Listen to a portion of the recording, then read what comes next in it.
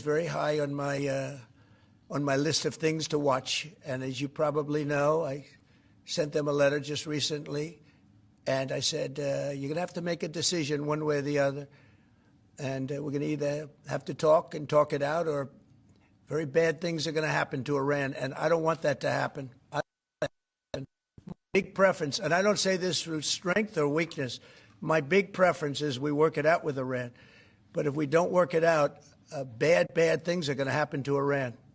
Iran is very high on my list of things to watch. And as you probably know, I sent them a letter just recently, and I said, you're going to have to make a decision one way or the other. And we're going to either have to talk and talk it out, or very bad things are going to happen to Iran. And I don't want that to happen. Big preference, and I don't say this through strength or weakness. My big preference is we work it out with Iran.